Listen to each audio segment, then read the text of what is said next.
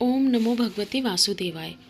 विकुंडल कहने लगा कि तुम्हारे वचनों से मेरा चित्त अति प्रसन्न हुआ, क्योंकि सज्जनों के बीच सदैव गंगा जल के सदृश पापों का नाश करने वाले होते हैं। उपकार करना तथा प्रिय बोलना सज्जनों का स्वभाव ही होता है, जैसे अमृत मंडल चंद्रमा को भी ठंडा कर देता है। अब आप कृपा करके यह भी बतलाइए कि किस प्रकार मेरे भाई का भी नरक से उद्धार हो सकता है। तब दूत कुछ देर कुछ ज्ञान दृष्टि से विचार कर मित्रता रूप रस्से से बंधा हुआ बोला कि हे वेश्य, यदि तुम अपने भाई के लिए स्वर्ग को कामना करते हो तो जल्दी ही अपने 8 जन्म के पुण्य फल को उसके निमित्त अर्पण कर दो। तब विकुंडल ने कहा कि हे दूत, वह पुण्य क्या है और मैंने कौन से जन्म में और कैसे किया, सो सब बताओ, फिर मैं अपना पुण्य अपने भाई को दे दूंगा। दूत कहने लगा कि हे वेश्य, सुनो, मैं तुम्हारे पुण्य की सब कथा कहता हूँ। पूर्व समय में मधुवन में शाल्की नाम का एक ऋषि था। वह बड़ा तपेश्वरी, ब्रह्मा के समान तेज वाला, नवग्रह की तरह उसकी स्त्री रेवती के 9 पुत्र थे, जिनके नाम ध्रुव, शशि, बुध, तार, ज्योतिमान थे। इन 5 ने गृहस्थ आश्रम धारण किया था।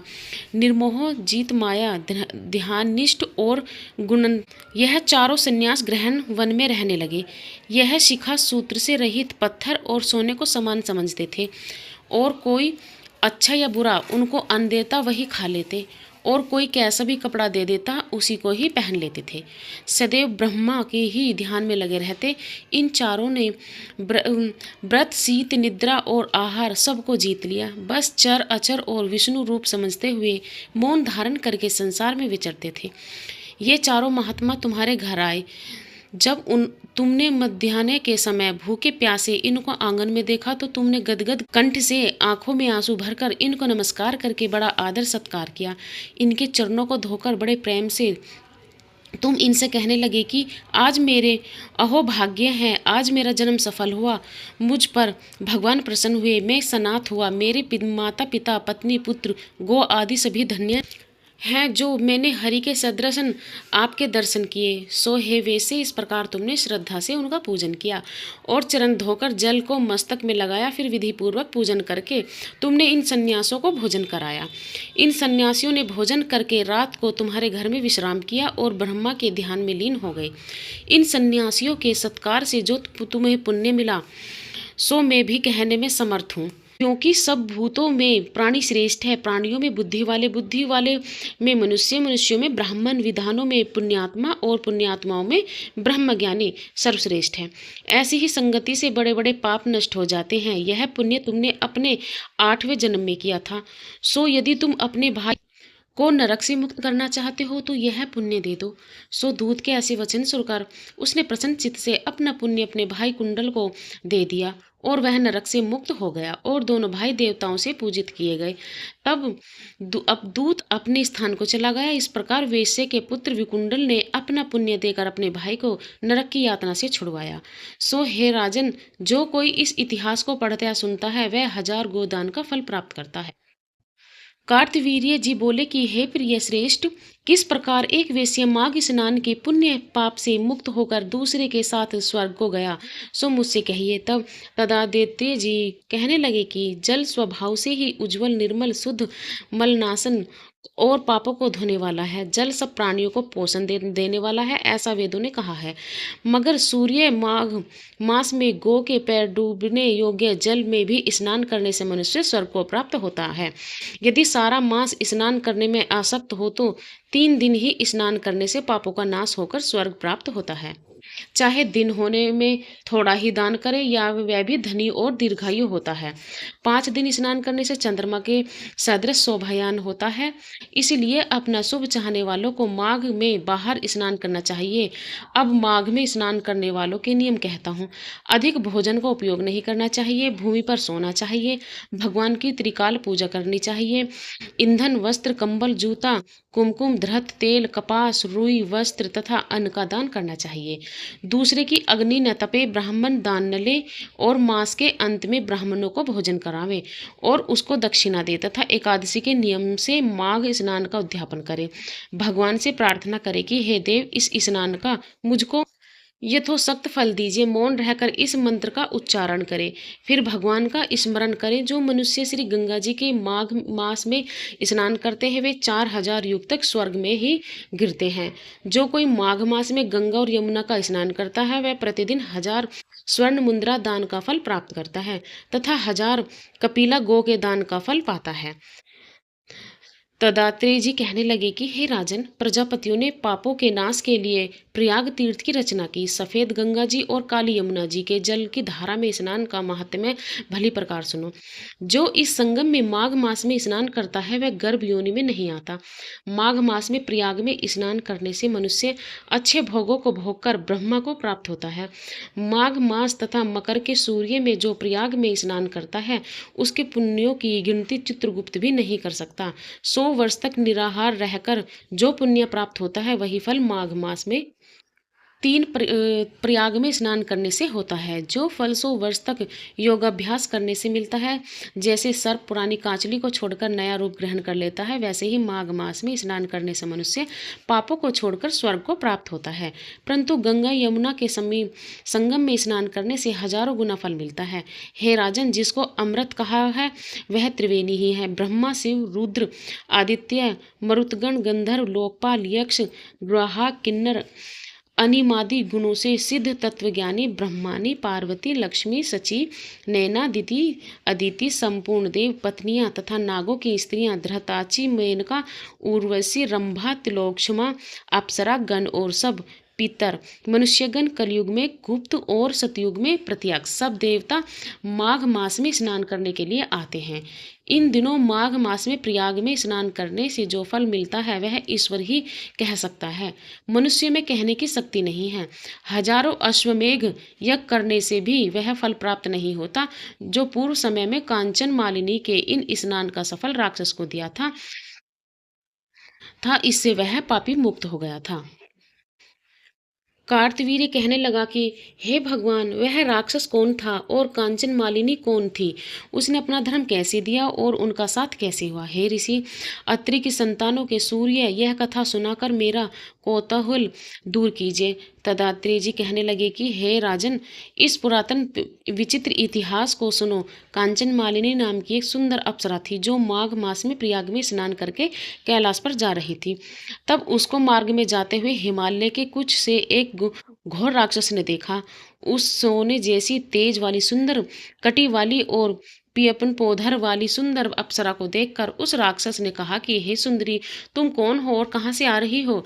तुम्हारे वस्त्र और वेणी भीगी हुई है। तुम आकाश मार्ग से कहाँ जाती हो और किस पुण्य के प्रताप से तुम्हारा शरीर ऐसा तेजस्वी और रूप ऐसा मनोहर है? तुम्हारे गीले वस्त्र से मेरे मस्तक पर गिरे एक बूंद जल से मेरे क्रूर मन को एकदम शांति प्राप्त हो गई। इसका क्या कारण है? इस जल की क्या महिमा है? तुम बड़ी शीलवती प्रतीत होती हो, इसका कारण मुझसे कहिए। अप्सरा ने कहा कि हे राक्षस, सुनो, मैं काम रूपनी अप्सरा हूँ। मैं प्रयाग में संगम में स्नान करके आ रही हूँ। इसी से मेरे वस्त्र भीगे हैं। अब कैलाश पर जा रही हूँ जहाँ पर श्री शिव निवास करते हैं। त्रिवेणी के जल से मेरी यह सब क्रूरता दूर हो गई, जिसके पुण्य से प्रभाव से ही मैं इतनी सुंदर और पार्वती सी की प्रिय सखी हुई। सो आश्चर्य देने वाला उदाहरण मुझसे ब्रह्मा जी ने कहा था। सो सुनो, मैं कलिंग देश के राजा की वेश्या थी। रूप, लावण्य और सुंदरता में अपूर्ण थी। मेरी सुंदरता पर सारा नगर मोहित था और मैंने अनेकों प्रकार के भोग भोग के अनेक प्रकार के वस्त्र और आभूषणों की घर में कोई कमी नहीं थी। कई कमी पुरुष आपस में स्पर्धा से ही मृत्यु को प्राप्त हो गई। इस तरह उस नगर में बड़ी सुंदरता से यौवन व्यतीत हुआ और मैं वृद्धावस्था को प्राप्त हो गई। तब मेरे मन में विचार उत्पन्न हुआ कि मैंने अपनी सारी आयु पापों में ही व्यतीत कर दी। धर्म का कोई कार्य, दान, तप, यज्ञ आदि नहीं किया। शिव या दुर्गा जी की आराधना नहीं की, न कभी भगवान विष्णु का पूजन किया। इस प्रकार अशांत चित्त से मैंने एक ब्राह्मण की शरण ले ली जो वेदों का ज्ञाता और ब्रह्मनिष्ठ था। मैंने उनसे पूछा कि मेरा निस्तार किस प्रकार हो सकता है। महाराज, साधु सज्जन अच्छे और बुरे सभी पर दया करते हैं, इसलिए मुझ पर दीन पर भी कृपा करके मुझे कीचड़ में डूबी हुई को पकड़कर उभारिए। क्षीर सागर क्या हंस को ही दूध देता है, बत्तख को नहीं देता? तब वह ब्राह्मण राजा का पुरोहित इन सब बातों को सुनकर मुझ पर दया करके कहने लगा कि तू ब्रह्मा के क्षेत्र में प्रयाग में जाकर माघ मास में त्रिवेणी संगम में स्नान कर, परंतु मन में अशुभ क्रिया का विचार नहीं करना। पापों के नाश के लिए महर्षियों ने तीर्थ स्थान से अधिक और कोई प्रायश्चित नहीं बतलाया। प्रयाग में स्नान करने से तू अवश्य पवित्र होकर स्वर्ग को जाएगी। हे भामिनी, पुराने समय में गौतम ऋषि की स्त्री को देखकर इंद्र ने काम के वशीभूत होकर कपट वेश से उसमें भोग किया, इसलिए ऋषि द्वारा शाप दिया गया और उसका शरीर अत्यंत लज्जायुक्त हजारों भागों वाला हो गया। तब इंद्र नीचा मुंह करके अपने पाप कर्म की बुराई करने लगा। मेरु पर्वत के शिखर पर स्वच्छ जल वाले सरोवर पर एक स्वर्ण कमल से भरे हुए कटोरे में घुस गया और अपने पाप को धिक्कारता हुआ कामदेव की बुराई करने लगा कि यह सब पापों का मूल है, इसके ही वशीभूत होकर मनुष्य नरक में जाते हैं और अपनी धर्म कीर्ति यश और धैर्य का नाश करते हैं। इंद्र ऐसा सोच रहा था, सो इंद्र के बिना सारा देवलोक शोभाहीन हो गया। तब देवता गंधर्व किन्नर लोकपाल इंद्राणी के सहित बृहस्पति जी ने जाकर पूछने लगे कि महाराज, इंद्र के न हो रहने पर स्वर्ग ऐसा शोभाहीन हो गया है जैसे सतपुत्र के बिना श्रेष्ठ कुल, इसलिए स्वर्ग की शोभा के लिए कोई क्रिया सोचिए, इस विषय में देर नहीं करनी चाहिए।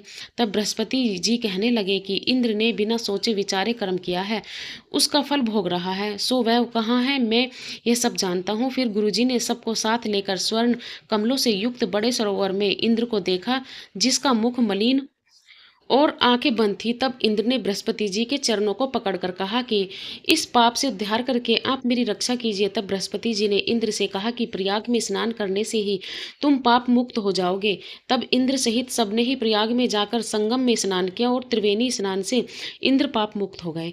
तब बृहस्पति जी ने इंद्र को वरदान दिया कि तुम्हारे शरीर में जितने भग हैं सब नेत्र हो जाएं। तब इंद्र ब्राह्मण के वर से हजारों नेत्र से ऐसा सुशोभित हुआ जैसे मानसरोवर के कमल शोभायान होता है।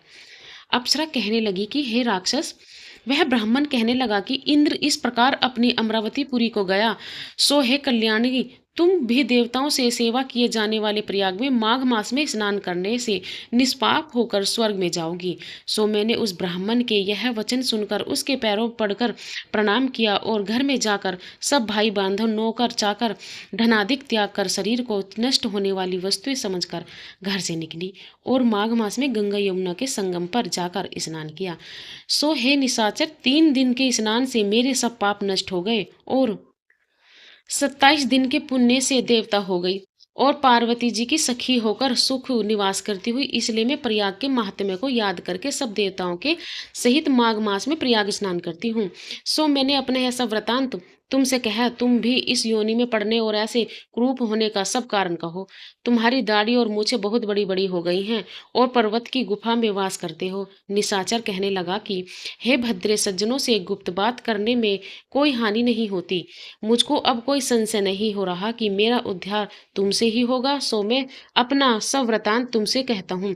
मैं काशी में वेदों का ज्ञाता था और बड़े उच्च कुल के ब्राह्मण के घर में जन्म लिया था। मैंने राजा, पापी, शूद्र तथा वेश्यों से अनेक प्रकार के दान लिए।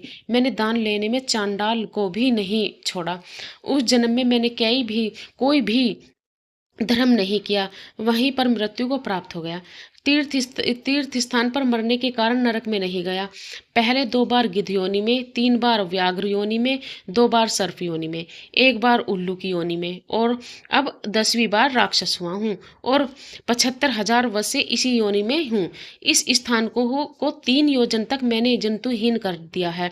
बिना अपराध के बहुत से प्राणियों को मैंने नष्ट किया। इस कारण मेरा मन अत्यंत दुखी है। तुम्हारे दर्शन से चित्त में कुछ शांति अवश्य आई है, क्योंकि सज्जनों का संग तुरंत ही सुखदायी होता है। मैंने अपने दुख के सब कारण आपसे कहे और सज्जन लोग सदैव दूसरों के दुखों से दुखी होते हैं। अब यह बताओ कि दुख रूप समुद्र को कैसे पार कर सकता हूँ? क्या क्षीर सागर हंस को ही दूध देता है, बगुले को नहीं देता?